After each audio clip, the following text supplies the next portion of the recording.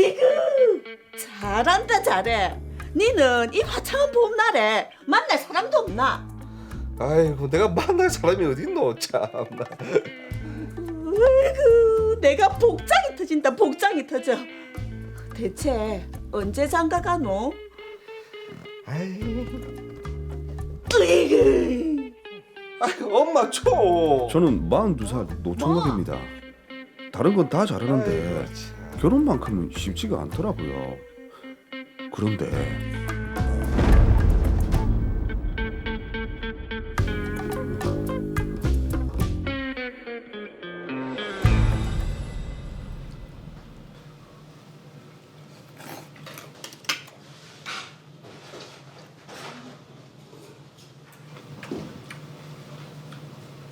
이거 좀 더 먹어봐요. 고맙습니다. 밥을 참 복스럽게 먹네요. 고맙습니다. 혹시 결혼했어요? 내가 괜찮은 사람 소개해줬으면 하는데. 진짜요? 꼭 좀 소개 좀 시켜주십시오. 그럼 연락처 좀. 아. 내가 약속 잡으면 연락할게요. 네, 감사합니다. 밥만 잘 먹어도 소개팅을 가네. 그런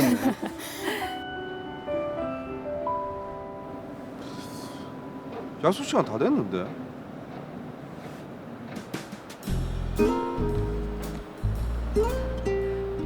많이 기다렸어요? 사장님. 놀랬죠? 내가 사실 돌싱인데 자기가 너무 마음에 들어서. 예? 이런 경우가 있습니까? 이게 돌싱이라서 좀 그런가? 아닙니다. 요즘 같은 세상에 한번 갔다 온 게 무슨 대수라고. 그럼 우리 사귈래요? 예? 진도가 저는- 나왔다는 거 아닙니까? 그러네요. 왜? 내가 별로예요? 아닙니다. 진짜 아름다우세요. 그럼 우리 사귀는 거예요. 예, 알겠습니다. 그렇게 저희는 사귀게 됐고 노총각이었던 저는 그녀와 결혼까지 꿈꿨습니다.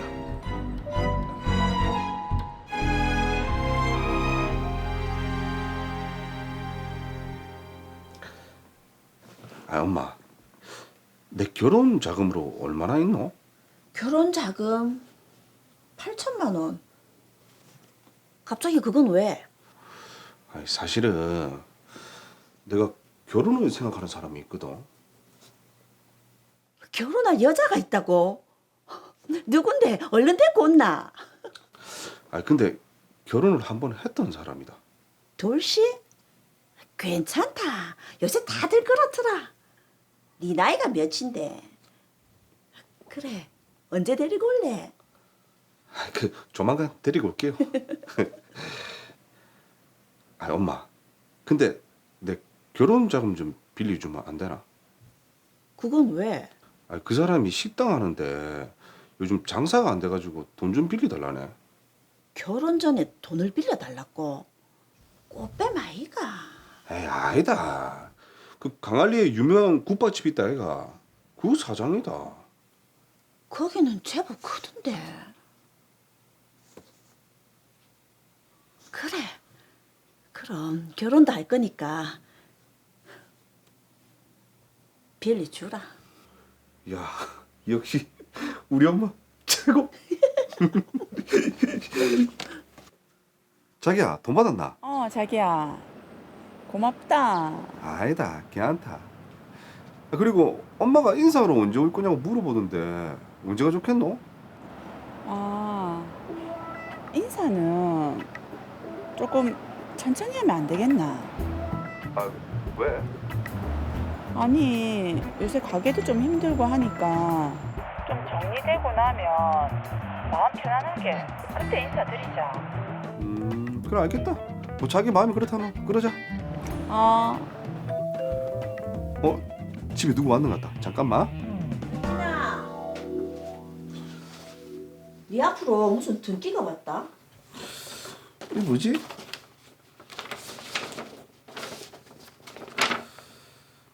상간자녀 소송 위자료 청구. 아니 내가 무슨 날벼락입니다. 어? 이게 뭐지? 수진이가 유부녀라고? 유부녀요? 오.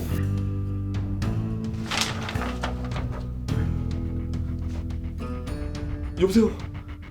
수진아, 네 유부녀가 이 무슨 상간자 소송 무슨 소리가 왔는데 네가 유부녀라고 적혀?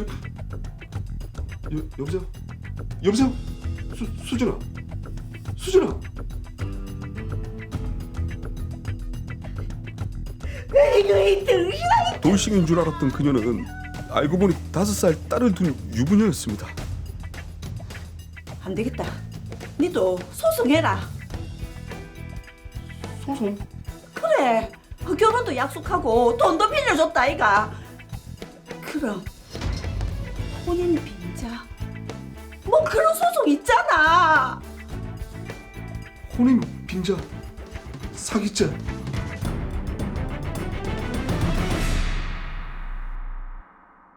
네, 자 저희가 재구성한 드라마이긴 하지만 실제로 비슷한 사건이 있었다는 거잖아요, 사무장님. 그렇습니다. 정리를 한번 해보도록 하겠습니다. 사건 번호 6-1번입니다. 40대 노총각 현진 씨의 사연인데요. 결혼이 급하던 현진 씨는 가게를 운영하던 수진 씨의 대시로 연인 관계로 발전을 하게 되고 결혼까지 생각을 하게 됩니다. 그래서 힘들다는 수진 씨의 부탁을 듣고 그녀를 위해서 8천만 원 대출까지 해줬는데 예. 아니 이게 무슨 날벼락입니까? 상간자 소송을 당하게 됩니다. 돌아온 싱글이라고 해서 사귀게 됐는데 알고 보니까 유부녀였던 거죠. 예. 너무 억울한 나머지 혼인빙자 간음 소송과 위자료 소송까지 하고 싶다는 게 현진 씨의 생각입니다. 일단 현진 씨는 이 사건을 겪으면서 결혼을 하고 싶다는 그 조그만 마음도 싹 가셨을 것 같은데요. 하나씩 짚어보도록 하겠습니다. 자, 우선 현진 씨가 상간자 소송을 먼저 당했어요. 본인이 불륜자 대상인지 모르고 이제 당한 거잖아요. 법적으로는 이 경우에도 상간자로 인정이 되는 건가요? 어떻습니까? 예, 상간자로 인정이 되지는 않습니다. 그럼 다행이긴 한데 왜 그런지 좀 알고 싶네요. 예, 다행이죠. 우리 현진 씨는 수진 씨가 유부녀라고 생각을 하지 않고 아가씨라고 생각을 했기 때문에 연애를 한다고 생각을 했던 겁니다. 네. 그래서 불법 행위를 한 건 아니라서 상간자로 보기에는 무리가 있고요. 상간자 소송을 당했다 하더라도 승소하실 수 있습니다. 야, 이게 일단 위자료를 줘야 될 것 같은데 안 줘도 된다니까 안심은 됩니다. 근데 이게 왜 그런지에 대한 의문이 좀 생기거든요. 그러게요. 자세하게 좀 얘기를 해주시죠. 예, 맞습니다. 상간자 소송이라는 게 가정을 깨트린 불법 행위에 대해서 위자료를 청구하는 소송입니다. 네. 그런데 연애는 불법 행위가 아닙니다. 그렇죠. 우리 현진 씨는 연애를 한다고 생각을 했기 때문에 불법 행위에 대해서 고의가 없는 겁니다. 사실 상간 행위랑 연애를 가르는 거는 상대방이 기혼인 걸 알았느냐 몰랐느냐 하는 여부입니다. 우리 현진 씨처럼 모르고 한 거는 고의도 과실도 없는 행동이기 때문에 책임을 물을 수가 없습니다. 네.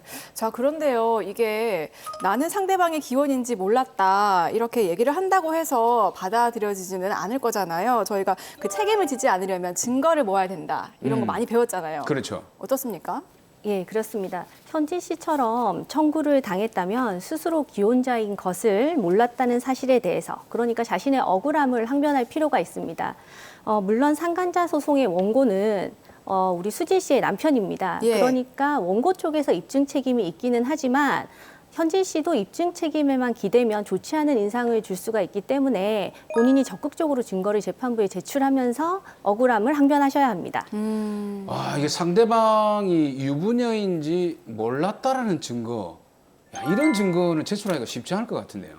예, 이 부분이 실무상 가장 중요하고 또 답답한 부분입니다. 예. 사연과 같은 경우에는 결혼을 기대했다는 어머니의 진술도 크게 도움이 될 것 같습니다. 또 두 사람이 주고받은 문자와 카카오톡을 내밀면서 재판부에게 본인의 억울함을 적극적으로 항변하는 게 중요합니다. 변호사님, 그런데 말입니다. 궁금한 게 있습니다. 만약에 수진 씨가 유부녀이기는 하지만요, 가정이 이미 깨진 상태고 실제로는 두 사람 사이가 이혼 도장만 안 찍었지 뭐 남남이나 다를 바 없다 하는 요즘에 그 말로 조론이라고 하잖아요. 조론 정도의 관계라면은 이럴 때도 위자료 청구가 가능합니까? 이 경우에는 위자료를 내실 필요가 없습니다. 상간행위로 인해서 혼인관계가 파탄된 게 아니라 조론으로 인해서 이미 파탄이 돼 있었기 때문에 네. 행위와 결과 사이에 인과관계가 없기 때문입니다. 자, 변호사님 말씀을 들어보니까 상간자 소송은 다행히 현진 씨가 큰 피해 없이 승소가 가능할 것 같은데요. 자, 그런데 중요하게 짚어야 할 부분이 현진 씨가 수진 씨에게 결혼 자금으로 모아뒀던 돈 8천만 원을 빌려줬거든요. 그렇죠. 이게 지난번에 저희들 사건이 있었는데 대여금과 증여금에 관련된 사건이었는데 네. 요거 지금 상황 같은 경우는 대여금으로 보이는데 어떻습니까? 예, 정확하게 보신 것 같습니다. 이 8천만 원이라는 큰 금액이 넘어간 시기랑 정황을 보면 대여금으로 보입니다. 네, 이게 그럼 또 대여금을 받기 위해서 소송을 하려면 입증할 수 있는 계약서나 문서 같은 게 필요하잖아요. 예, 맞습니다. 소송에서 이기기 위해서는 대여금이라고 주장하는 쪽에서 대여 사실을 입증해야 되기 때문입니다. 확실한 계약서나 차용증이 있다면 가장 좋겠지만 만약에 그런 것이 없다면 채무자가 돈을 빌려주면 언제까지 갚겠다라고 말한 대화 내용 또는 빌려주는 쪽에서는 이거 빌려주는 돈이니까 언제까지 꼭 갚아라 라고 말한 내용 등이 SNS 기록이나 녹음 등이 되어 있다면 결정적인 증거로 활용할 수 있을 것 같습니다. 네. 자, 근데 이게 사귀는 사이에서는 금방 같은 그런 결정적인 증거를 확보하기가 쉽지 않거든요. 맞아요. 네, 근데 만약에 이렇게 증거가 없다, 결정적인, 그럴 때는 어떻게 하면 좋을까요? 사실 남녀 사이에 증거가 있는 경우가 더 드문 경우라고 봐야 될 것 같습니다. 그쵸. 그래서 직접적인 증거가 없다면은 두 사람의 관계나 주변 정황을 잘 설명을 하면서 빌려준 돈이라는 사실을 결국 증명을 해야 되는데 상식적으로 돈을 빌려주는 쪽에서 나중에 돈을 받기 위해서 뭐라도 증거를 받아두는 경우가 많기 때문에 아무런 증거가 없다면 빌려준 돈이라도 받는 것이 생각처럼 쉬운 일은 아닙니다. 예. 다만 이 사건의 경우에는 충분히 돈을 받을 수 있다고 보여집니다. 아이고, 노총각 현진 씨가 참 잘못된 만남으로 마음 다치고 돈까지 잃을 뻔했는데 돈을 돌려받는 데는 문제가 없다고 하니까 천만다행이네요. 자, 그러면 이 사건의 그 핵심이었던 혼인 빙자 간음죄. 어머니인 이 여사께서 혼인 빙자 간음죄로 고소를 하자라고 했는데 이거는 가능할까요?